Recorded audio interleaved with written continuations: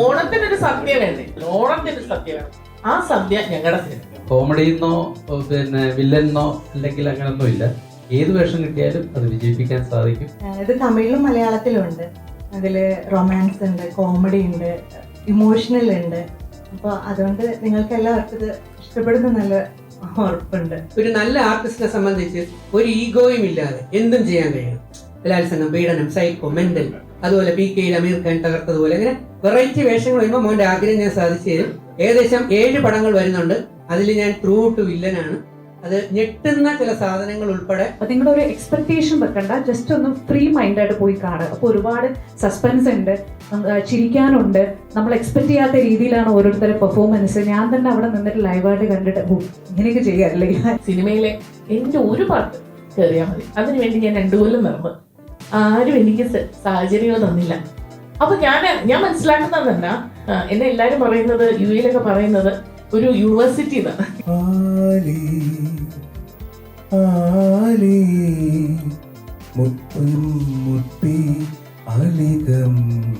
ഇതൊരു റൊമാൻറ്റിക് മൂവിയാണ്, അതോടൊപ്പം തന്നെ ഒരു ഫാമിലി ചിത്രമാണ്. നിങ്ങൾക്ക് പോസ്റ്റർ കാണുമ്പോൾ മനസ്സിലാവുമല്ലോ ഇതൊരു ഫാമിലി ചിത്രം കൂടെ ആണെന്നുള്ളത്. ഇപ്പൊ സമൂഹത്തിന് ആവശ്യമുള്ള കുറച്ച് നല്ല രസകരമായ കാര്യങ്ങളും കോമഡി, ത്രില്ലർ എല്ലാം ഉള്ള ഓണത്തല്ലൊക്കെ ഉള്ള ഒരു സിനിമയാണ്. അപ്പൊ ഈ ഓണത്തിന് ഓണസദ്യയായിട്ട് നിങ്ങൾ ഇത് കരുതിക്കൊണ്ട് ഞങ്ങളുടെ സിനിമ മാക്സിമം പബ്ലിസിറ്റി കൊടുത്തുകൊണ്ട് ഞങ്ങളുടെ സിനിമയെ വിജയിപ്പിക്കണം എന്ന് ഒരു ആവശ്യവും ഒരു റിക്വസ്റ്റുമാണ് എനിക്കുള്ളത്. ആ ഓണത്തിന് നമ്മുടെ നാടൻ വിഭവങ്ങളോടുകൂടിയ ഒരു സദ്യ കഴിക്കുന്ന ആസ്വാദനത്തിൽ നിങ്ങൾക്ക് പ്രേക്ഷകർക്ക് ഏവർക്കും ഇഷ്ടപ്പെടുന്ന ഒരു ചിത്രമാണ് ആലി. ആലി എന്ന് പറയുന്ന സെൻട്രൽ ക്യാരക്ടർ ചെയ്യുന്ന ഹീറോയിൻ്റെ ഫാദറിൻ്റെ വേഷമാണ് ഞാൻ ചെയ്തിരിക്കുന്നത്. വളരെ എന്താ പറയുക, ഞങ്ങളൊക്കെ ഒരു കുടുംബം പോലെ തന്നെ കഴിഞ്ഞ് ഞങ്ങളുടെ ഒരു കപ്പിത്താനാണല്ലോ ഈ ഡയറക്ടർ എന്ന് പറയുന്നത്. ഞങ്ങളെല്ലാം ഒരു കുടുംബം പോലെ തന്നെ ഇന്ന് ഈ ചിത്രം നിങ്ങളുടെ സമക്ഷം ഞങ്ങൾ സമർപ്പിക്കുകയാണ്. തീർച്ചയായും ഇതൊരു വിജയം ഞങ്ങൾ പ്രതീക്ഷിക്കുന്നു. വിജയം തരേണ്ടത് നിങ്ങളാണ്. അതിനുവേണ്ടി ആത്മാർത്ഥമായിട്ട് പ്രാർത്ഥിക്കുന്നു. അതോടൊപ്പം നിങ്ങളുടെ സപ്പോർട്ടും തേടുകയാണ്. ഈ സിനിമയുടെ സ്ക്രിപ്റ്റ് വായിച്ചു കഴിഞ്ഞപ്പോൾ ആ ക്യാരക്ടേഴ്സിനെ ബേസ് ചെയ്തുകൊണ്ട് ഏകദേശം 32 ആർട്ടിസ്റ്റുകളെ ഒത്തിരി സിനിമകളിൽ പെർഫോം ചെയ്തിട്ടുള്ളതും പിന്നെ ഒരു പിടി ന്യൂ ഫേസുകളും ഉൾപ്പെടെ 32ഓളം ആർട്ടിസ്റ്റുകളെ ഇതിലേക്ക് കാസ്റ്റ് ചെയ്യാനും അവരെല്ലാവരും തന്നെ വളരെ ഗംഭീര പെർഫോമൻസ് ആലിയിൽ കാഴ്ചവെക്കുന്നത് കണ്ടപ്പോൾ നമ്മുടെ സെലക്ഷൻ അല്ലെങ്കിൽ കാസ്റ്റിംഗ് ചീഫ് എന്നുള്ള നിലത്തിൽ ഈ ആർട്ടിസ്റ്റുകളെ സെലക്ട് ചെയ്ത് കൊടുത്തപ്പോൾ എനിക്ക് വളരെയധികം സന്തോഷവും സംതൃപ്തിയും തോന്നി. മലയാളി പ്രേക്ഷകർ പ്രത്യേകിച്ച് കുടുംബ ചിത്രങ്ങൾക്കാണ് പ്രാധാന്യം കൊടുക്കാറ്. ഈ സിനിമ അങ്ങനെയുള്ള ഒരു ചിത്രമാണ് ആലി എന്നുള്ള സിനിമ. ഒരു കുടുംബത്തിൽ നടക്കുന്ന നമ്മൾക്കൊക്കെ കണക്ട് ചെയ്യാൻ പറ്റുന്ന ഒരുപാട് സംഭവങ്ങൾ ഇതിലുണ്ട്. റൊമാൻസ് ഉണ്ട്, കോമഡി ഉണ്ട്, ത്രില്ലിംഗ് സബ്ജക്റ്റ് ഉണ്ട്, ഇമോഷണൽ സബ്ജക്റ്റ് ഉണ്ട്. അപ്പോൾ ഒരു പ്രേക്ഷകന് വേണ്ട എല്ലാ സംഭവവും ഈ ആലി എന്നുള്ള സിനിമയിലുണ്ട്.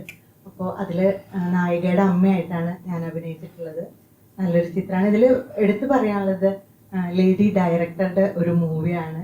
അപ്പോൾ ഞാൻ ആദ്യമായിട്ടാണ് ഒരു ലേഡി ഡയറക്ടറുടെ കൂടെ വർക്ക് ചെയ്യുന്നത്. എല്ലാവരും നന്നായിട്ട് തന്നെയാണ് നമ്മൾക്ക് ഒരു റോള് തരുമ്പോൾ നന്നായിട്ട് തന്നെ ചെയ്യാൻ പറ്റാറ്. പക്ഷെ ആദ്യമായിട്ട് ഒരു ലേഡി ഡയറക്ടറെ കൂടെ ചെയ്യുമ്പോൾ നമ്മൾ കൂടുതൽ കംഫർട്ടബിൾ ആയിരിക്കും. ആ ഒരു ഇതും കൂടി എനിക്ക് പറയാനുണ്ട്. പിന്നെ ഒരു ഫാമിലി അറ്റ്മോസ്ഫിയർ തന്നെയായിരുന്നു. ഒരു തറവാട്ടിൽ നടക്കുന്ന സംഭവങ്ങളാണിത്. അപ്പോൾ ആ ഒരു ഫാമിലി അറ്റ്മോസ്ഫിയർ ഉണ്ടായിരുന്നു. ഓവറോൾ ഇതിൽ പാട്ടും എല്ലാം നിങ്ങൾക്ക് വേണ്ടത് ഇതിലുണ്ട്. അതുകൊണ്ട് എനിക്ക് ഉറപ്പുണ്ട് നിങ്ങൾക്ക് എല്ലാവർക്കും ഈ സിനിമ ഇഷ്ടപ്പെടുന്നു. നിങ്ങളെല്ലാവരും തിയേറ്ററിൽ തന്നെ പോയി കണ്ട് ഞങ്ങളെ സപ്പോർട്ട് ചെയ്യണം. എൻ്റെ 4ാമത്തെ പടമാണ് റിലീസാവുന്നത്. ബട്ട് ഹീറോ ആയിട്ട് വരുന്ന ഫസ്റ്റ് പടമാണ്. ഹീറോസ് നമുക്ക് പ്രജൻ ചേട്ടൻ, കൈലാഷ് എന്നൊക്കെ ഉണ്ട്. സോ ഒരു വെരി ഡിഫറെൻ്റ് എക്സ്പീരിയൻസ് ആയിരുന്നു. ഇപ്പോൾ പറഞ്ഞ പോലെ എൻ്റെയും ഫസ്റ്റ് ഫീമെയിൽ ഡയറക്ടർ ആയിരുന്നു മാം. പിന്നെ UAE, തമിഴ്നാടു, കേരള എല്ലാ ഭാഗങ്ങളും നല്ലോണം കവർ ചെയ്ത് നല്ല വിഷ്വൽസും കൂടെ ക്യാപ്ചർ ചെയ്യാൻ പറ്റിയിട്ടുണ്ട് നമ്മുടെ പടത്തിൽ. സോ മ്യൂസിക്കും കഥയും വിഷ്വൽസും എല്ലാം ഒന്നിച്ച് വരുമ്പോൾ ഈ ഓണത്തിന് എല്ലാവർക്കും എൻജോയ് ചെയ്യാനുള്ള സ്റ്റഫ് ആലിയിൽ ഉണ്ടാവുമെന്നാണ് ഞാനും പ്രതീക്ഷിക്കുന്നത്.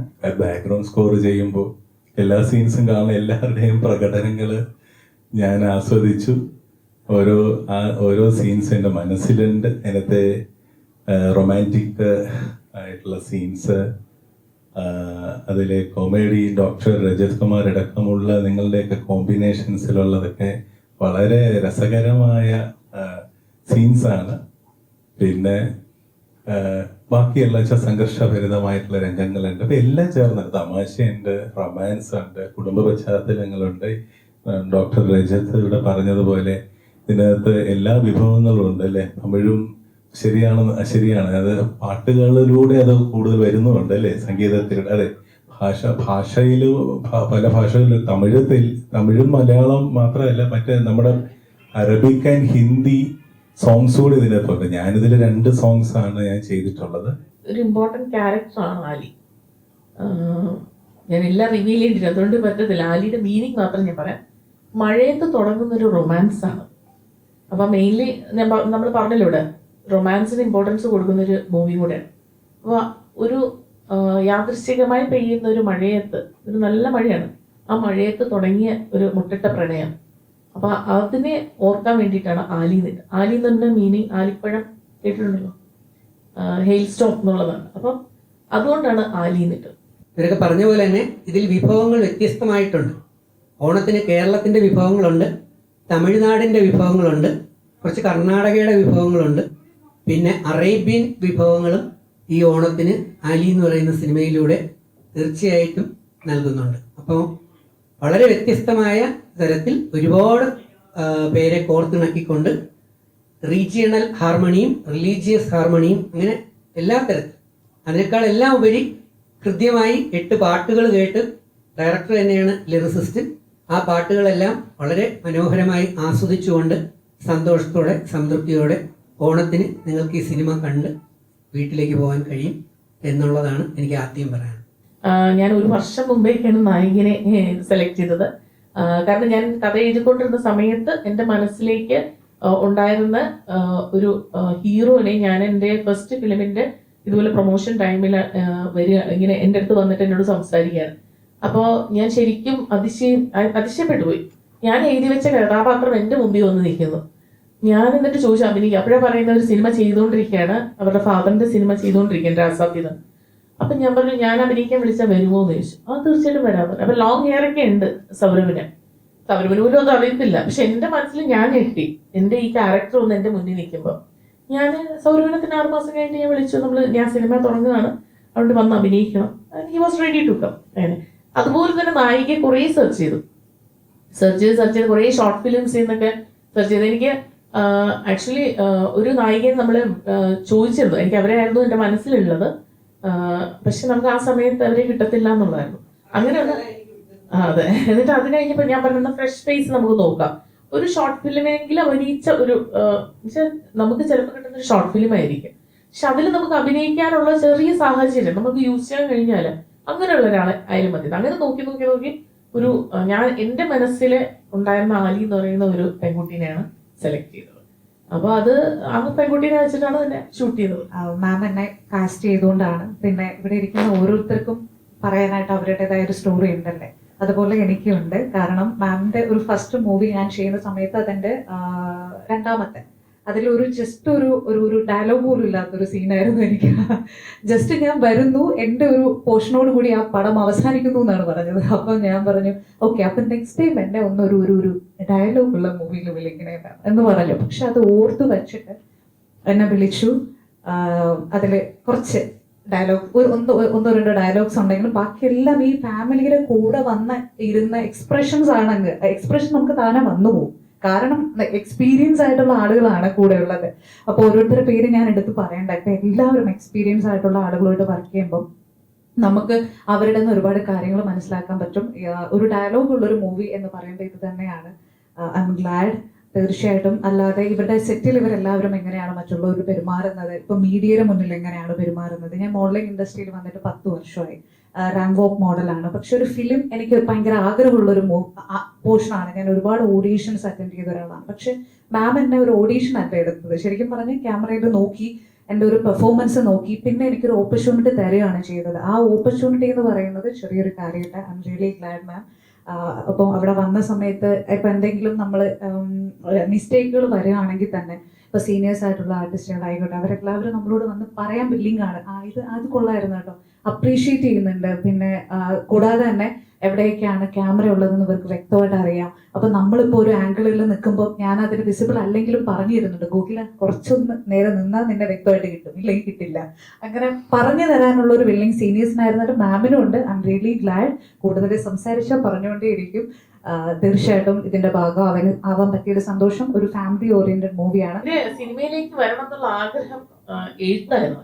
അതിലും ഞാൻ പോയിന്റ്സ് നന്നായിട്ട് എഴുതും. ഇപ്പൊ ഉള്ള ആളുകളുടെ ഇതുപോലെ അല്ല എഴുത്ത്. അതിലെനിക്ക് തൃപ്തിയുള്ളതാണ്. അതിപ്പം തമ്പുരാൻ പറഞ്ഞല്ലോ, കാരണം എഴുതാൻ കഴിവുണ്ട് എന്ന് പറഞ്ഞാൽ എന്റെ കഴിവല്ല. ആക്ച്വലി മേ ബി ഫ്രം നമ്മൾ എഴുത്തുകാരും നമ്മൾ ഈ പാട്ടുകാരും ഒക്കെ പറയുന്നത് ദൈവം നമുക്ക് അനുഗ്രഹിച്ച് തരുന്നതാണ്. എഴുതുന്ന സമയത്ത് വാക്കുകൾ വരും. ഞാനിപ്പോ യൂസ് ചെയ്യുന്ന മീഡിയം പോലും ഇംഗ്ലീഷാണ്. പക്ഷെ ഞാൻ മലയാളത്തിൽ നന്നായിട്ട് എഴുതുന്നത് എനിക്ക് പോലും വിശ്വസിക്കാൻ പറ്റാറില്ല ചിലപ്പോഴൊക്കെ. പക്ഷെ ഇപ്പൊ നിങ്ങൾ പറഞ്ഞാൽ എനിക്ക് എഴുതാൻ പറ്റത്തില്ല. പക്ഷെ ഞാനൊരു മൂഡിൽ ഇരുന്ന് കഴിഞ്ഞാൽ അത് ഓട്ടോമാറ്റിക്കലി വരും. അപ്പൊ കുറെ കാലം ഞാൻ എഴുതില്ലായിരുന്നു. എഴുതാത്തതിന്റെ കാരണം എന്റെ പിതാവ് എന്നോട് എഴുതണ്ട എന്ന് പറഞ്ഞതുകൊണ്ട് അന്ന് ഞാൻ സ്റ്റോപ്പ് ചെയ്താണ്. ഞാൻ എഴുതുന്നത് എന്റെ സംഭവങ്ങളായിട്ട് കാണുകയും സംഭവിക്കുകയും അറിയുകയും അനുഭവിക്കുകയും ചെയ്തത് കൊണ്ട് എന്റെ ഫാദർ എന്നോട് പറഞ്ഞു, അച്ഛൻ പറഞ്ഞു, ഇനി മുതൽ എഴുതണ്ട. അങ്ങനെ ഞാൻ നിർത്തിയായിട്ട് പിന്നീട് എന്റെ അച്ഛൻ മരിച്ചതിന് ശേഷം 7ാമത്തെ ദിവസം എന്നെ കൊണ്ട് എഴുതിപ്പിക്കായിരുന്നു. ഒരു പേനയോ പേപ്പറോ എന്റെ അവിടെ വീട്ടിലില്ല ആക്ച്വലി. പക്ഷെ എവിടുന്ന് ഒരു പേപ്പറും കിട്ടിയ ഒരു പേനയും അവിടെ ഉണ്ടാകും. ആ സമയത്ത് പെട്ടെന്ന് എനിക്കൊരു തോന്നൽ, ഇതുപോലെ മഴ പെയ്യുന്നു, ഞാൻ എഴുതുന്നു. 16 വർഷമായി ഞാൻ മലയാളം എഴുതിയിട്ട്. ആ സമയത്ത് കൂടുതൽ പറയുകയാണെങ്കിൽ ഞാൻ 10ാം ക്ലാസ്സിന് ശേഷം മലയാളം, ഈ പറഞ്ഞ ഒരു അച്ഛൻ പറഞ്ഞതിന് ശേഷം മലയാളം സ്റ്റോപ്പ് ചെയ്ത വ്യക്തിയാണ്. അപ്പോൾ എനിക്ക് പക്ഷെ ഒരു ലൈൻ പോലും അല്ലെങ്കിൽ ഒരു വേർഡ് പോലും, മലയാളത്തിലെ വേർഡ് പോലും തെറ്റാതെ എഴുതാൻ പറ്റിയതിന് എനിക്ക് ഭയങ്കര അതിശയമായി. കാര്യം ഞാൻ മലയാള ഭാഷ എഴുതുന്നില്ല, വായിക്കുന്നില്ല, എന്നിട്ട് ഞാൻ എഴുതി. അപ്പൊ എനിക്കറിയാം ഞാനല്ലാതെ ചെയ്ത് എന്നെ കൊണ്ട് ഒരു ശക്തി ചെയ്യിപ്പിച്ചതാണ്. അതെന്റെ ഫാദർ തന്നെയാണ്. അപ്പൊ അങ്ങനെ വന്നപ്പോഴത്തേക്കും ഈ ഞങ്ങള് സോങ്സ് ഒക്കെ ഉണ്ടാക്കി. ഞാൻ പറഞ്ഞല്ലോ ആദ്യം വീഡിയോ സോങ്സ്, പിന്നെ വിഷ്വലൈസ് ചെയ്യാം. ആ സോങ്സ് ഇപ്പൊ കാര്യം ഇത്ര എളുപ്പമാണല്ലോ ഇപ്പൊ നമുക്ക് വിഷ്വലൈസ് ചെയ്യാനായിട്ട്. അങ്ങനെ ചെയ്തു വന്നപ്പോ എന്റെ ഒരു ആഗ്രഹം സിനിമയിലെ എന്റെ ഒരു പാട്ട് കയറിയാൽ മതി. അതിനുവേണ്ടി ഞാൻ 2 കൊല്ലം നടന്നു. ആരും എനിക്ക് സാഹചര്യങ്ങൾ തന്നില്ല. അപ്പൊ ഞാൻ മനസ്സിലാക്കുന്നത് തന്നെ എന്നെ എല്ലാരും പറയുന്നത് UAE പറയുന്നത് ഒരു യൂണിവേഴ്സിറ്റി എന്നാണ്. 3 സ്റ്റേറ്റിലാണ് ഈ പടം എത്തിക്കുന്നത്: കേരളം, തമിഴ്നാട്, കർണാടക. അവിടെ 3ഇടത്തും നമ്മൾ ഇപ്പോൾ കാര്യങ്ങളെന്ന് വെച്ച് കഴിഞ്ഞാൽ തമിഴും അതേപോലെ തന്നെ മലയാളവും 2 പ്രിൻ്റായിട്ട് തന്നെ കാര്യങ്ങൾ എത്തിക്കുന്നുണ്ട്. അത് ഒരിക്കലും എന്താ പറയുക, ഒരു തമിഴ് പടമായിട്ടോ അല്ലെങ്കിൽ മലയാള പടമായിട്ടോ മാറി മാറി നിൽക്കുന്നതല്ല. 2 സ്ഥലത്തുള്ളവർക്കും സംസ്ഥാനത്തുള്ളവർക്കും ഒരുപോലെ ആസ്വദിക്കാൻ പറ്റുന്ന പടം തന്നെ ആയിരിക്കും. കാരണം നമ്മൾ ഒരുപാട് ഷോർട്ട് ഫിലിംസും നാടകങ്ങളൊക്കെ UAE ചെയ്തിട്ടുണ്ടെങ്കിലും ഒരു സിനിമ എന്നുള്ളത് എപ്പോഴും ഒരു ആഗ്രഹമാണ്. അതിപ്പോൾ ജോലിയുടെ പരിമിതി കാരണം ചെയ്യാൻ പറ്റാറില്ല. ഇത് അവിടുത്തെ ഒരു ഷൂട്ട് വന്നു. കൃഷ്ണപ്രിയ നമ്മളെ വിളിച്ചപ്പോൾ, നമ്മളെ ഷോർട്ട് ഫിലിമായിട്ടൊക്കെ മുന്നേ ബന്ധപ്പെട്ടിട്ടുണ്ട്. വിളിച്ചപ്പോൾ ഇങ്ങനെ ഒരു സിനിമയിലേക്കാണ്, ചെറിയ റോളാന്ന് പറഞ്ഞ് പോയി ചെയ്തു. പക്ഷെ ചെന്നപ്പോൾ ഡയലോഗും സംഭവങ്ങളൊക്കെ ഉണ്ട്. അപ്പോൾ അങ്ങനെ ഒരു അവസരം തന്ന കൃഷ്ണപ്രിയയ്ക്കും എൻ്റെ കാസ്റ്റ് ആൻഡ് ക്രൂവിനെ ഞാൻ ഈ അവസരത്തിൽ നന്ദി പറയാണ്. ഒരു ഫ്രഷ്നെസ് ഉണ്ട്. എന്താ വെച്ചാൽ എനിക്കത് ഫീൽ ചെയ്തത്, ഈ നായകനും നായികയും അവര് തുടക്കക്കാര് ആണെങ്കിലും ആ തുടക്കത്തിൽ അവർക്കൊരു ഫ്രഷ്നെസ് ഉണ്ട്. നമ്മൾ കാണുമ്പോൾ അത് അതിന്റെ മേക്കിംഗ്, അതിന്റെ ക്യാമറയും പറയണമല്ലോ. ബിക്കോസ് ക്യാമറയിലൂടെ ഡോക്ടർ കൃഷ്ണയുടെ ഡയറക്ഷനിലൂടെ ഇവരുടെയൊക്കെ പെർഫോമൻസിലൂടെ നമുക്ക് എല്ലാത്തിലും ഒരു ഫ്രഷ്നെസ് ഫീൽ ചെയ്യുന്നുണ്ട്. ഇപ്പൊ സാധാരണ റൊമാൻറ്റിക് ആയിട്ടുള്ള ഒരുപാട് മൂവീസ് ഇവിടെ ക്ലിക്ക് ചെയ്യാതെ ഇരുന്നിട്ടുണ്ട് അല്ലേ. പക്ഷെ അത്തരം റൊമാൻസിൽ നിന്നും എന്തോ ഒരു പ്രത്യേകത ഈ ഒരു റൊമാൻറ്റിക് മൂവിക്ക് ഉണ്ടെന്ന് തോന്നുന്നു. It's not a romantic movie മാത്രമല്ല, ഈ പറഞ്ഞ ഡോക്ടർ കൃഷ്ണപ്രദേശം പറഞ്ഞ സംവിധായക പറഞ്ഞതുപോലെ ഇത് കുടുംബ ചിത്രം പോലെ ഇപ്പൊ എല്ലാം കൊണ്ട് പാട്ടുകൾ ചെയ്യാൻ കഴിഞ്ഞാൽ ഒരുപാട് സന്തോഷമുള്ള പാട്ടിന്റെ പ്രത്യേകതകൾ. ഇത് ഇപ്പൊ നേരത്തെ പറഞ്ഞ പോലെ തമിഴും മലയാളവും ആ 2 കൾച്ചറും ഇതിനകത്തുണ്ട്. അപ്പൊ ഈ പാട്ടിന്റെ വരികളിലും ഡോക്ടർ കൃഷ്ണ പ്രിയദർശൻ തന്നെയാണ് ഇതിന്റെ വരികൾ എഴുതിയിരിക്കുന്നത്. ആ വരികളില് തമിഴും മലയാളവും ഭാഷകളുണ്ട്. അത് ഞാൻ എൻ്റെ മൂളുമ്പോൾ ആ പാട്ടിലെ കുറച്ച് വരികൾ ആലപിക്കുമ്പോൾ നിങ്ങൾക്ക് മനസ്സിലാകും. അതിനകത്ത് തമിഴ് വേർഡുകളുണ്ട്, മലയാളം വേർഡുകളുണ്ട്. അപ്പൊ അങ്ങനെയുള്ള കോംബോ മൂവി സോങ്സ് ഇതിനു മുമ്പ് ഇറങ്ങിയിട്ടുണ്ട്. ഇതിൽ കുറെ നാൾക്ക് ശേഷം അങ്ങനത്തെ ഒരു സോങ് ഇറങ്ങുന്നത്. അപ്പൊ ഞാൻ ആദ്യമായിട്ട് അങ്ങനത്തെ രീതിയിൽ കമ്പോസ് ചെയ്തു. ഇതൊരു എനിക്കൊരു നല്ലൊരു അനുഭവം തന്നെയായിരുന്നു. പ്രത്യേകിച്ച് മെലഡി കൈവിടാതെ, അത് ഡയറക്ടർക്ക് അത് വളരെ നിർബന്ധവുമായിരുന്നു. ആ മെലോഡിയസ് ആയിട്ടുള്ള ആ ഒരു ക്രിയേറ്റിവിറ്റി തന്നെ ആവണം എന്നുള്ളത്. അപ്പം അതുകൊണ്ട് തന്നെ മെലഡി ഉണ്ട് എല്ലാം ഇതിനകത്ത്. എന്നാൽ അത് പുതിയ ജനറേഷന് അത് എന്തുകൊണ്ടും ഇഷ്ടപ്പെടും. അലി ചെയ്യുമ്പോൾ എനിക്ക് കുറച്ചും കൂടി മെച്ചേർഡ് ആയിട്ടുള്ള ഒരു ഡോക്ടർ ക്യാരക്ടർ ആയിരുന്നു. യു എയിൽ വർക്ക് ചെയ്യുന്നു. സോ എൻ്റെ ബോഡിയും ലാംഗ്വേജ് ആണെങ്കിലും ഞാൻ നിൽക്കണമെങ്കിലും പെരുമാറുന്നതാണെങ്കിലും അതുപോലത്തെ ഒരു സെറ്റപ്പിലാണ്. പിന്നെ അത് കഴിഞ്ഞ് ഞാൻ നേരെ ചെയ്ത ഒരു പോലീസ് സ്റ്റേഷനായിരുന്നു. അപ്പോൾ ഞാൻ നേരെ മുടിയെല്ലാം വെട്ടിയെല്ലാം പോയി. ഇപ്പം ഞാൻ ചെയ്തുകൊണ്ടിരിക്കുന്ന ഹോട്ട്സ്റ്റാറിൽ ഒരു വെബ് സീരീസ് ചെയ്തുകൊണ്ടിരിക്കുന്നത്. അതിൽ ഒരു ബിലോ 30 ആയിട്ടുള്ള ഒരു ക്യാരക്ടറാണ്. അതുകൊണ്ടാണ് ഇപ്പം എൻ്റെ പോലെ ഇങ്ങനെ ഇരിക്കുന്നത്. നമുക്ക് ആര് എന്ത് എങ്ങനെ ചെയ്യും എന്നുള്ളത് നമുക്ക് മനസ്സിലാവും, കുറേയൊക്കെ മനസ്സിലാവും. ഞാൻ അത്ര വലിയ ഹൈ ലെവലൊന്നും എത്തിയില്ല, ബട്ട് ലെവലിലാണ്. അപ്പൊ നമുക്ക് അങ്ങനെ ഒരു ഫീൽഡ് ഉള്ളതുകൊണ്ടായിരിക്കാം ചിലപ്പോൾ ഞാനിങ്ങനെ മുന്നോട്ട് എത്തിയത്. അതിന് പ്രത്യേക ധൈര്യം വേണം. കഴിവിനേക്കാൾ ഉപരി ഹാർഡ് വർക്ക് എന്നൊരു സംഭവമാണ് ഒരു ഡയറക്ടറിന് വേണ്ടത്. കാര്യം നമുക്ക് അഭിനയിച്ചിട്ട് പോയാൽ എളുപ്പം, പക്ഷെ നമ്മൾ ഈ ഓർഗനൈസ് ചെയ്ത് മൊത്തം ഇത് ലാസ്റ്റ് കൊണ്ടുവന്ന് റിലീസ് ചെയ്യുന്നത് വരെ ഒരു ഡയറക്ടർക്ക് ഉറക്കമില്ല എന്നുള്ളതാണ് സത്യം. അത് അറിയണമെങ്കിൽ നമ്മളൊരു സിനിമ എടുക്കണം. ഇങ്ങനെ എടുത്തവർക്കൊക്കെ അറിയാൻ പറ്റും അത് എങ്ങനെയാണ് അത് പോകുന്നതെന്ന്. കാര്യം നമ്മൾ ഡബിങ് പോലെ സിനിമ ഷൂട്ട് ചെയ്യാൻ എളുപ്പമാണ്, ഭയങ്കര എളുപ്പമാണ്. നമുക്കിപ്പോൾ ആംഗിളും ഫ്രെയിം ഒന്നും വേണ്ട. ഒരു ക്യാമറമാനെ വെച്ച് കഴിഞ്ഞാൽ അയാൾക്ക് നന്നായിട്ട് ചെയ്യാൻ, അദ്ദേഹത്തിന് നന്നായി ചെയ്യാനെങ്കിൽ ഒരു ഡയറക്ടർക്ക് എളുപ്പമാണ്. പക്ഷെ അത് കഴിഞ്ഞിട്ടുള്ള പോർഷനിലാണ് ഏറ്റവും കൂടുതൽ ഡയറക്ടറുടെ ജോബ് വരുന്നത്. അപ്പൊ അതിനൊക്കെ ഒരു സ്ത്രീക്ക് കഴിയണം ഇരുന്ന് ചെയ്യാനും അതിനോടൊപ്പം സഹകരിക്കാനായിട്ട്. എഡിറ്റേഴ്സ്, ഫീമെയിൽ എഡിറ്റേഴ്സ് വളരെ കുറവാണ്. സൗണ്ട് എഞ്ചിനീയേഴ്സ് ഉണ്ട്, ഫീമെയിൽ സൗണ്ട് എഞ്ചിനീയേഴ്സ്. പക്ഷെ എനിക്ക് തോന്നുന്നു എനിക്ക് ആ മെയിൽ സുഹൃത്തുക്കൾ വളരെ നന്നായിട്ട് എൻ്റെ കൂടെ വർക്ക് ചെയ്തു പോയിട്ടുണ്ടെന്നുള്ളതാണ്.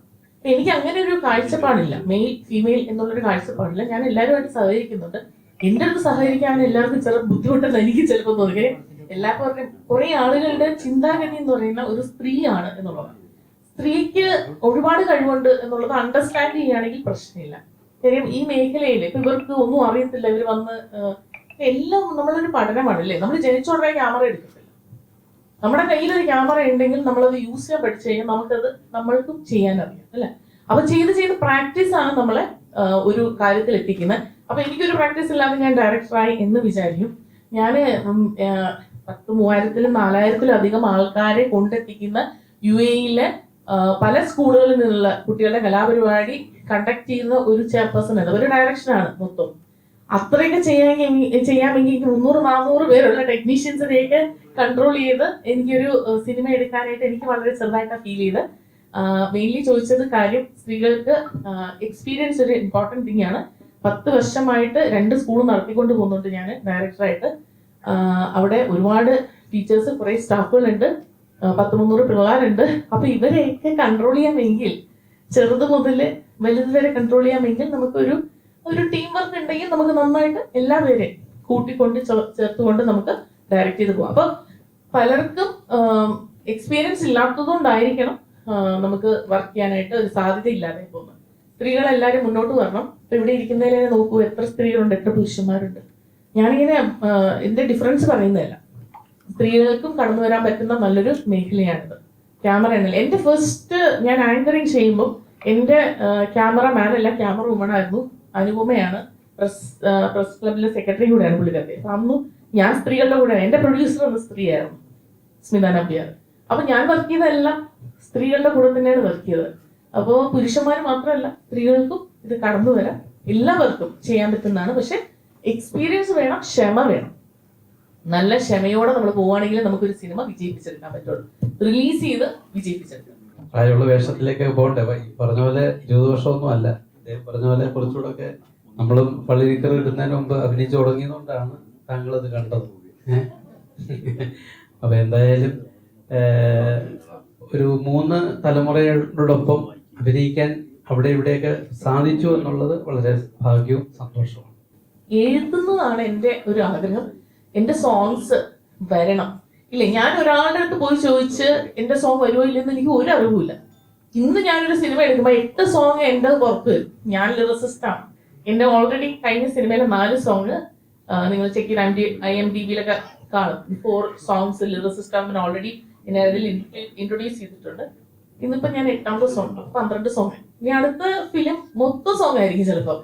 കാര്യം പക്ഷെ നിങ്ങൾക്ക് ബോറടിക്കത്തില്ല, ആർക്കും ബോറടിക്കത്തില്ല. അവിടെ 3 മിനിറ്റ് 5 സെക്കൻഡ്, 3 മിനിറ്റ് 10 സെക്കൻഡ് അങ്ങനെയൊക്കെ ഉള്ളൂ ഓരോ പാട്ടും. നിങ്ങൾ ഇനി കുറച്ചുകൂടെ ഉണ്ടായിരുന്നെങ്കിൽ എന്ന് നിങ്ങൾ ആഗ്രഹിക്കും. പക്ഷെ ഈ സിനിമയിലുള്ള പ്രത്യേകത വേറൊന്നാണ്, ഈ ആലി എന്ന് പറയുന്നത് നിങ്ങളതുകൊണ്ട് നിങ്ങൾ എല്ലാരെയും കൂട്ടിയിട്ട് പോയി കാണുക. കാര്യം ആലി എന്ന് പറഞ്ഞ സോങ് 3 പ്രാവശ്യം സിനിമയിൽ വരുന്നുണ്ട്, പല പല ഘട്ടങ്ങളിലായിട്ട്. അപ്പോൾ അതിന് ഭയങ്കര പ്രത്യേകത ഉള്ളതുകൊണ്ടാണ് അത് പാട്ട് പിന്നെയും പിന്നെയും അതിനകത്ത് വരുന്നത്. 3 അല്ല 4 ലാസ്റ്റ് വന്നിട്ട് അത് അദ്ദേഹത്തിന്റെ റിക്വസ്റ്റ് ആണ്. എഴുത്തിലാണ് നമ്മളുടെ എന്താ പറയുക എല്ലാം ഇരിക്കുന്നത്. അതിന് വേണ്ടിയിട്ടാണ് ഞാൻ സിനിമ ചെയ്യുന്നത്. അപ്പൊ ഞാൻ മനസ്സിലാക്കിയ ഒരു കാര്യം, നിങ്ങൾക്ക് അവസരങ്ങൾ കിട്ടില്ല. നിങ്ങൾക്ക് എത്ര കഴിവുണ്ടെങ്കിലും നിങ്ങൾക്ക് ഒരു അവസരം കിട്ടില്ല. പക്ഷെ ഞാൻ അപ്പൊ മനസ്സിലാക്കിയത് എനിക്ക് അവസരങ്ങൾ കൊടുക്കാൻ കഴിയും. ഇത് നമ്മൾ വിചാരിച്ചാൽ കിട്ടുന്നതല്ല. ഡയറക്ടർമാര്, പ്രൊഡ്യൂസർമാര്, ആ പ്രൊഡക്ഷൻ ടീം അവർ തീരുമാനിക്കണം ഏത് ക്യാരക്ടർ കൊടുക്കണം, ഏത് കൊടുത്താൽ ചെയ്യാൻ പറ്റും. പക്ഷെ ഞാനിപ്പം ആക്ച്വലി പറഞ്ഞാൽ 36 പടം കഴിഞ്ഞു. എൻ്റെ 24 പടം വരാനായിട്ട് റെഡി ആവുന്നുണ്ട്. ഈ 36 പടത്തിലും ഞാൻ വ്യത്യസ്തമായ ക്യാരക്ടേഴ്സാണ് ചെയ്തിരിക്കുന്നത്.